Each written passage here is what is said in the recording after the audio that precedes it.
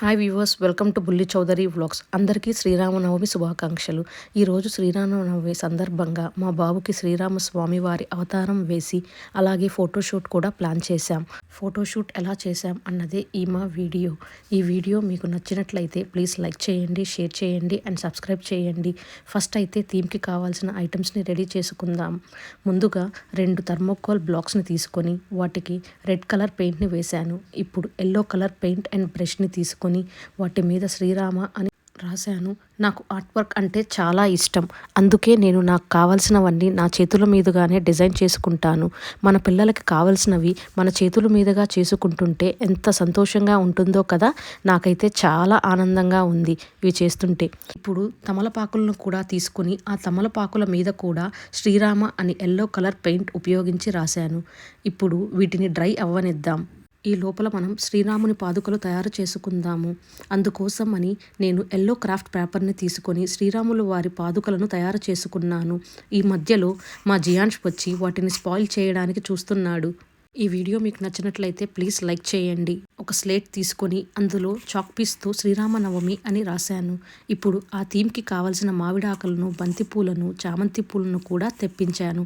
First అయితే white cloth అయితే పరిచేసి దాని మీద బాణాన్ని తయారు చేశాను. పాదుకలను అండ్ స్లేట్ని కూడా అక్కడ పెట్టాము. ఇప్పుడు తయారు చేసుకున్న ఇటుకలను పెట్టి ఆ తరువాత ఆ 2 తమలపాకులను అటు ఇటు ఇలా ప్లేస్ చేశాము. ఇవన్నీ ఆ స్లేట్ పక్కన ప్లేస్ ఉంటే వాటి పక్కనే పెట్టామండి. ఆ తరువాత మనం తయారు చేసుకున్న పాదుకలు ఉన్నాయి కదా, ఆ పాదుకలను చుట్టూ బంతిపూలతో కవర్ చేసి బాణం కోసం మా ఇంట్లో బంతిపూల మాలలు ఉంటే వాటితో తయారు చేసుకున్నాము. చామంతి పూలను తొడిమలు తీసి ఆ పాదుకల మీద అమర్చాను. ఇప్పుడు 3 బంతి పువ్వులను తీసుకొని వాటిని పైపక్క ఆ చివర ఈ చివర పెట్టాము. ఆ మామిడాకులను తీసుకొని ఒక్కొక్కటిగా పెట్టుకుంటూ వెళ్ళాము. మధ్యలో మామిడాకులు బంతి పూలను యూస్ చేసి డిజైన్ లాగా చేశాను. మా పుట్టింటి కులదైవం అండి రాములవారు. అందుకని చిన్నప్పటి నుండి ఈ పండుగను బాగా జరుపుకుంటాము. వివిధ రకాల వంటలను అయితే చేసుకుంటాము. ఈ వీడియో మీకు నచ్చినట్లయితే ప్లీజ్ లైక్ చేయండి, షేర్ చేయండి, సబ్స్క్రైబ్ చేయండి. ఇంకొన్ని బంతిపూలను తీసుకొని ఆలయ ఆకారంలో వచ్చే విధంగా ఆ బంతిపూలతో డిజైన్ చేశాను. పిల్లలకు ఫోటోషూట్ చేయాలి అని అనుకుంటే ఇది ఒక రిఫరెన్స్ లాగా తీసుకొని మీ పిల్లలకు ఫోటోషూట్ కూడా ప్లాన్ చేసుకోండి. దీనికేం అంత కాస్ట్ కూడా అవ్వదు.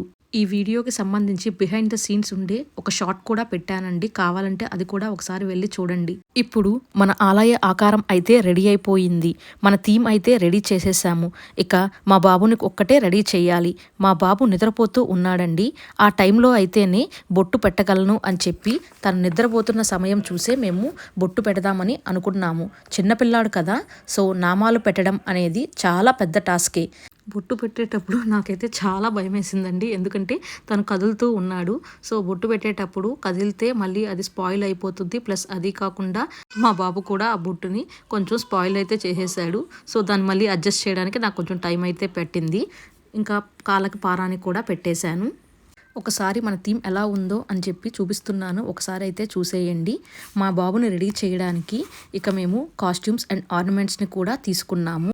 మా బాబుకి పంచె కట్టడానికి పంచెని తీసుకొని ఫస్ట్ సెంటర్లో ఒక నాట్ అయితే వేయాలి.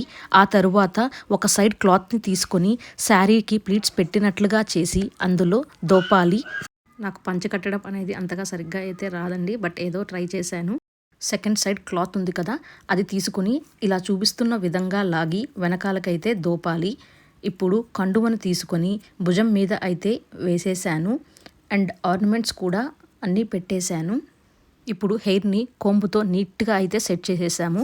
రెడీ చేస్తున్నంతసేపు ఎంత అల్లరి చేశాడో. ఇప్పుడు వాళ్ళ నాన్న చేయి పట్టుకొని అయితే వచ్చేసాడు. అక్కడ ఉన్న థీమ్ని చూస్తూ ఏంటి మా అమ్మ ఏదో థీమ్ ప్లాన్ చేసినట్లు ఉందే అని అనుకుంటూ ఉన్నాడు. మా జియాన్ష్ని తీసుకొని వచ్చి అక్కడ అయితే కూర్చోబెట్టేశాము. కూర్చోబెట్టిన వెంటనే తనకి డిజైన్ కంటే అక్కడ ఉన్న క్లిప్పే ఇంట్రెస్టింగ్గా అనిపించింది. క్లిప్ని లాగడానికి ట్రై చేస్తే అది రాకపోయేసరికి డిజైన్ మొత్తాన్ని స్పాయిల్ చేసేసాడు. థీమ్ని చూస్తూ అవి ఏంటి అని అబ్జర్వ్ చేస్తూ ఏది లాగొచ్చు అని ఆలోచిస్తూ ఉన్నాడు. ఆర్నమెంట్స్ అనేవి కష్టంగా ఉండేసరికి అవి తీసేసేసి కింద పడేశాడు. ఆ తర్వాత తనకి నచ్చినట్లు ఆడుకుంటూ కూర్చున్నాడు. తనకి ఈ బేబీ షూట్ అనేది ఎంత నచ్చిందో, అసలు అది ఏంటి అనేది తెలియదు, కానీ అక్కడ ఉన్న వాటితో ఆడుకుంటూ ఉంటే చాలా సంతోషంగా అయితే అనిపించింది. ఈ వీడియో మీకు నచ్చినట్లయితే ప్లీజ్ లైక్ చేయండి, షేర్ చేయండి అండ్ సబ్స్క్రైబ్ చేయండి. Thank you for watching this video.